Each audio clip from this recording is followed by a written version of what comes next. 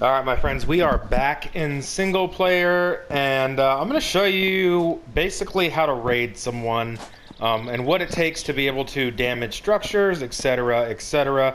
Because maybe you've gone up to a base and casted a spell on it, or shot it with fire on a dragon, and you're not doing any damage, and that is intended.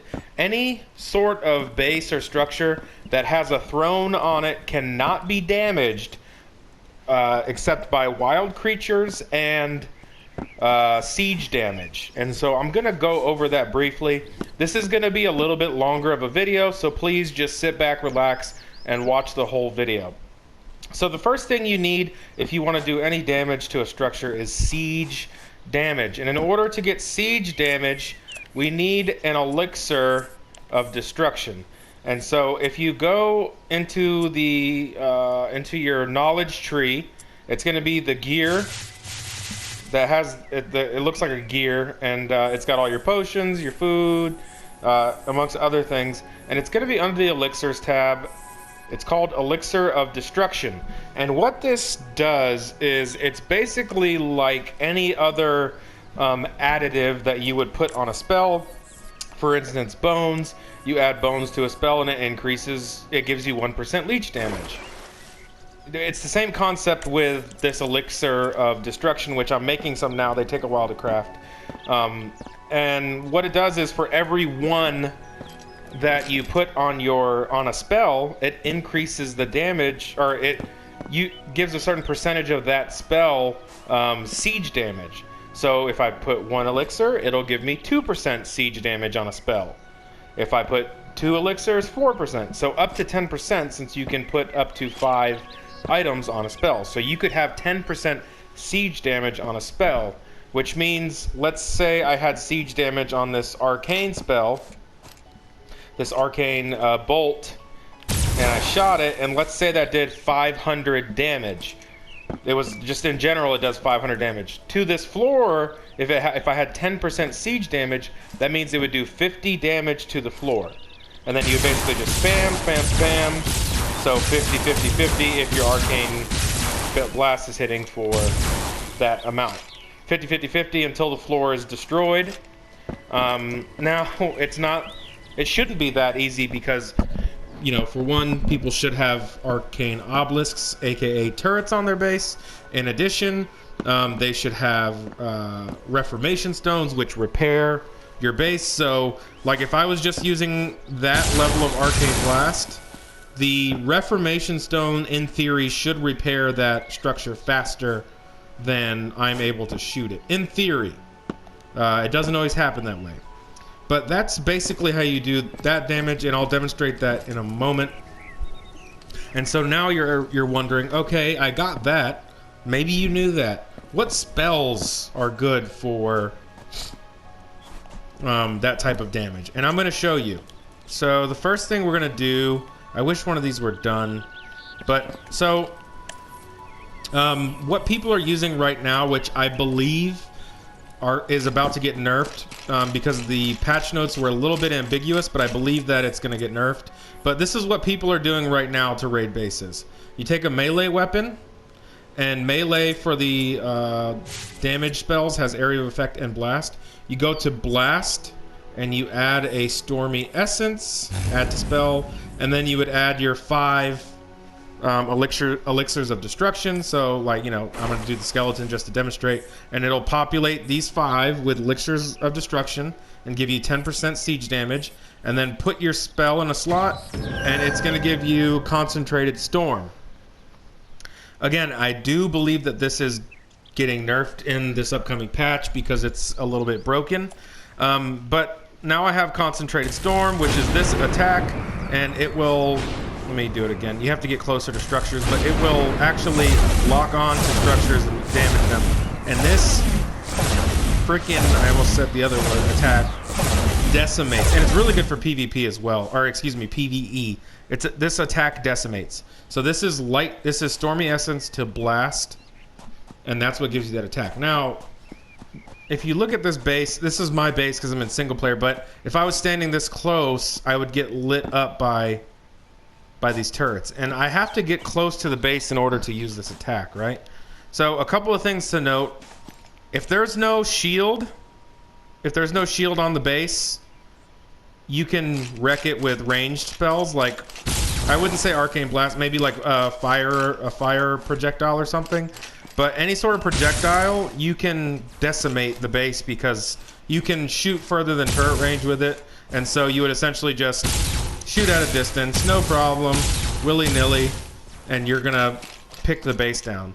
Now with this shield up, this obelisk of protection, which is also in your knowledge, it's in your knowledge tree under structures, obelisk of protection, under the defenses. This is a must-have, by the way, if you're in PvP. I can't shoot, the shield is gonna block my damage. I cannot shoot the base. Nor can I, like, so we're familiar with the blizzard attack, hopefully. So blizzard is AoE and frozen essence. So like, okay, we can't shoot a projectile, let's cast a blizzard on it. Watch what happens. I cannot cast inside the bubble. So I can't, even if I had siege damage on blizzard, which, by the way, blizzard is another attack that people are putting siege damage on, and I'm going to show you why in just a moment. I can't actually cast it at range, and even right here I would get shot by these obelisks. And this isn't a base, but this just represents what a base would be like as a basic build that has good turret coverage. Now, what you do is if you're trying to get into a base and you know that you don't have time to drain the mana or whatever, what you do is you pop bark skin and you run in. You're gonna get shot, make sure you have good armor. You cast that, then you cast your blizzard and you get out of turrets and then heal up while that's doing that. And that's what people are doing right now. And then you heal up real quick and then you run in and you just keep doing the same thing. And you're gonna need healing potions and healing spells, but that's what people are doing right now. So granted, you have to have siege damage on those two spells, but stacking those together typically will do more damage than the Reformation Stones can keep up with, and you might be able to break into a base. Now on marble, I don't know, but stone is kind of squishy, so it's really easy to break through stone.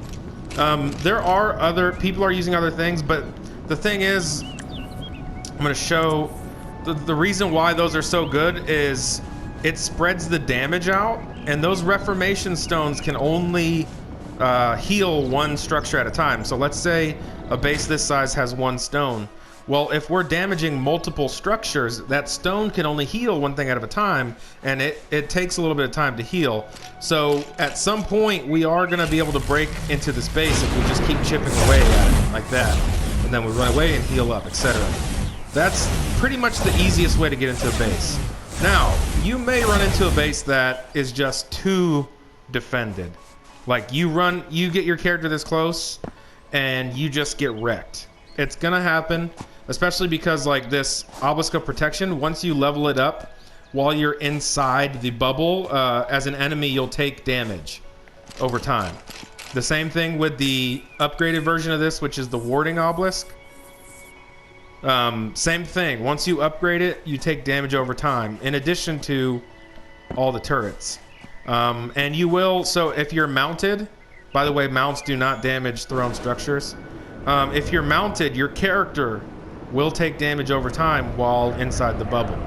Just something to be aware of. Do we have any? We still don't have any potions. All right, I'm going to show you what it takes to craft these elixirs.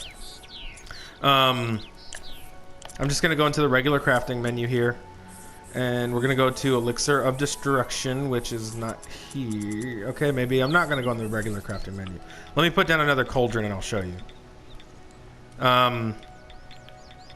One of the great things about this game, it's annoying to craft these potions, which is good on the developers. Because it makes offline raiding a little bit more challenging. But if you're determined to offline raid someone, you'll grind this stuff. Anyway, Elixir of Destruction, this is what it takes.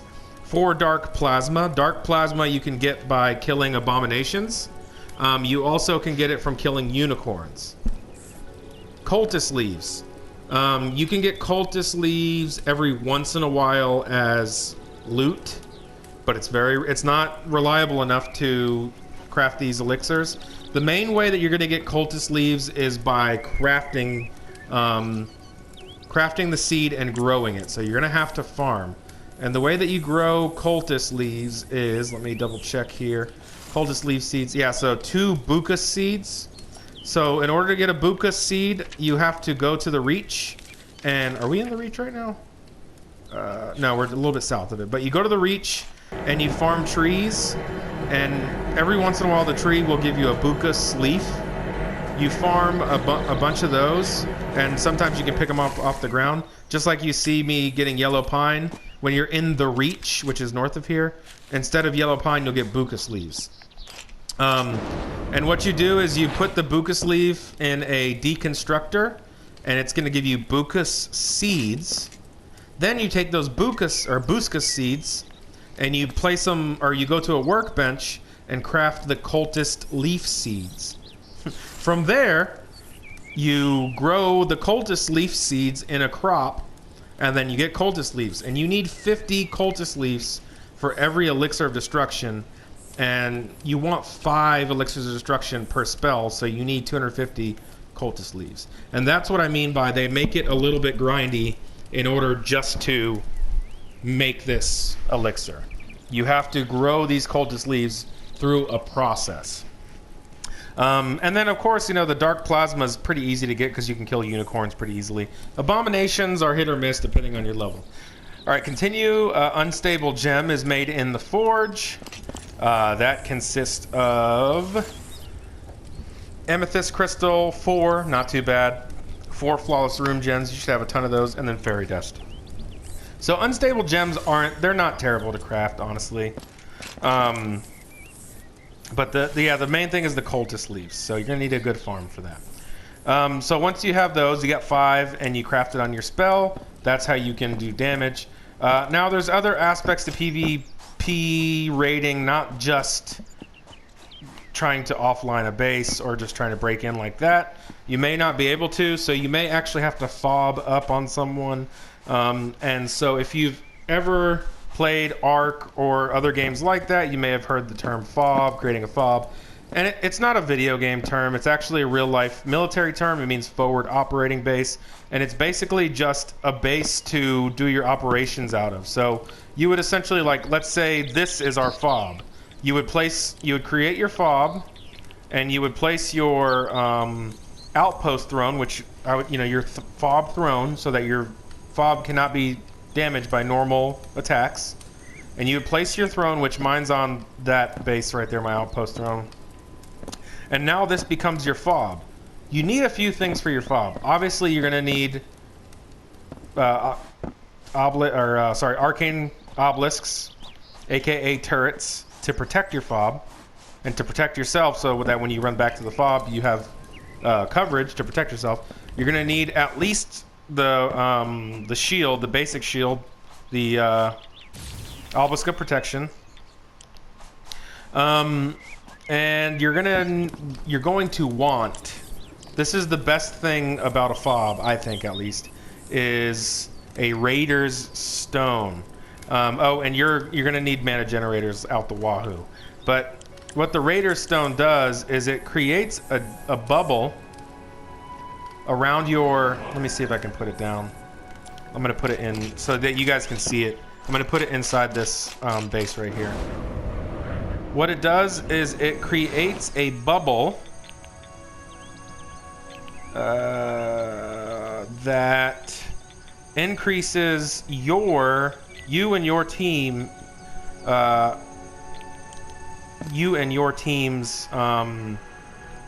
siege damage.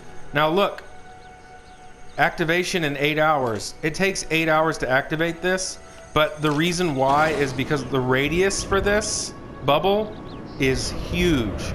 And so if I look on the map, it's not showing there, but oh yeah, it's underneath. Let me see if I can get it locked on. It's not, I can't lock onto it unfortunately, but because my throne's there, but it has underneath, it has like a little explosion symbol, and that means that I activated that siege buff, and it's on the map. It's going to tell you exactly how much time is it's going to take until that activation takes place. So if you see that on the map, or if someone is fobbing up outside your base and they have 8 hours, that means you need to wipe this base before that 8 hours is up, or you are going to be in a lot of trouble, mister. Because the bubble for this Raider Stone, it's a red bubble that looks like this Obelisk of Protection bubble. The bubble for that Raider Stone is like huge. It's like from that base all the way to here. So once that bubble goes up, they don't, at that point, they do not need to have siege damage on their weapon. They can just basically use any sort of attack they want against your base, and it's going to damage your base. So you have to, if you are defending, you have to stop them at all costs before this buff goes up. It's very devastating. Another thing that you can make is called a siege tower, and basically that is going to slowly chip away at an enemy base. Let me find it real quick. Siege tower, or turret is what they call it. Siege turret. And so basically what it's going to do is, if we can aim it, there we go.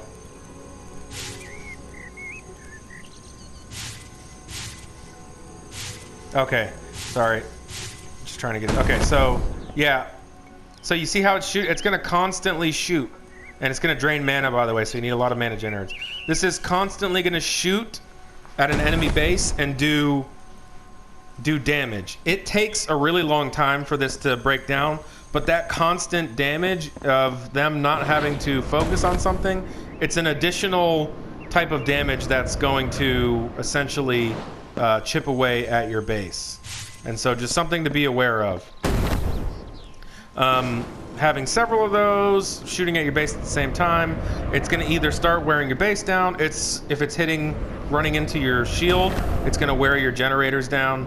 So once we get to this point to where that siege buff is up and they've got these towers shooting at your base, you're in big trouble, and you might want to ask for some help. Or you might be on the side of the PvPers and you need to defend this siege position from the attack. I think I covered that pretty well. And so the biggest thing is this siege buff. It takes 8 hours for a reason, because it is really strong when it activates. And so a lot of times people will start these buffs when the server's really low pop, and by the time someone logs in, it's just about time for that buff to kick in, and yeah, it can get pretty nasty. So another thing you can do that I've seen people do is they'll have these, I notice a lot people will have like these type of outposts setups as their main base, so that if someone does try to fob up on them, they've already got an allied siege bonus and they can easily wipe an opposing base. So that's another thing I've seen a lot of. So something to keep in mind. So like, let's say we permanently had a siege buff around our main base. You could, like, someone made this their fob, you could immediately start attacking it. Now, we talk about this attack being nerfed, I think, based on the way I read the patch notes. So like, okay, if that's being nerfed, what should we use? Well, this is good. Anything, I would say that the good thing about those two spells is that you can place them and then run away. So anything that's kind of like that, to where you don't have to basically stand there with the spell. I think the Blizzard spell is still going to be really good. Granted, the Blizzard spell doesn't do nearly as much damage, but it damages multiple structures and makes it harder for the base to repair itself. So that's basically covering siege damage, how to damage bases and stuff like that. I will say I'm not completely sure, but I think that you might be able to get an Elixir of Destruction from loot.